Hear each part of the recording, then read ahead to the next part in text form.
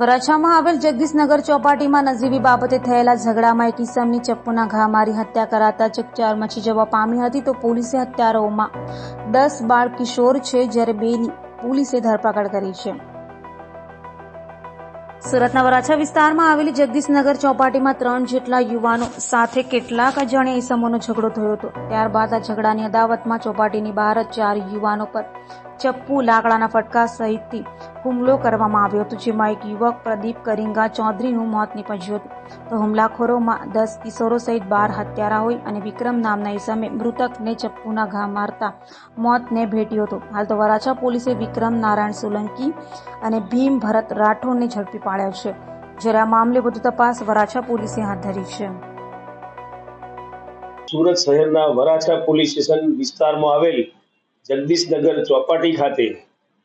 3 વ્યક્તિઓ પોતે ત્યાં ગાર્ડનમાં બેઠેલા એ દરમિયાન આ કામના આરોપીઓ પોતાનો ડોગ એટલે કૂતરો લઈ અને ત્યાં ગાર્ડનમાં આવેલા અને આ કામના ફરિયાદ પક્ષના ઉપર ડોગ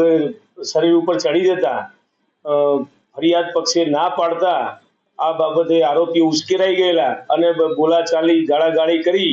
અને ત્યાંથી ચાલ્યા ગયેલા અને થોડી વાર પછી આ આરોપીઓ એક સમ થઈ ગેરકાયદેસર મંડળી રચી હાથમાં લાકડી તેમજ છરી જેવા હથિયાર લઈ અને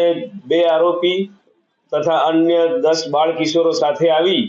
અને મારામારી ઝઘડો કરી અને આ ગામના ફરિયાદી તેમજ સાહેદોને શરીરે માથાના ભાગે, ગાલના ભાગે અને પેટના ભાગે ઈજા કરી અને ગંભીર ઈજા કરી અને પોતે ભાગી ગયેલા। આ બાબતે વરાછા પોલીસ સ્ટેશનમાં ફરિયાદ નોંધાવતા વરાછા પોલીસ ઇન્સ્પેક્ટર તથા તેમની ટીમે આ ગુનાના કામે કુલ 2 આરોપીઓની ધરપકડ કરેલ છે અને અન્ય 10 બાળ કિશોરોને પણ ડિટેન કરવામાં આવેલ છે। ગુનાની વૈજ્ઞાનિક ઢબે તપાસ હાલ ચાલુ છે। FSL ની મદદ લેવામાં આવી છે।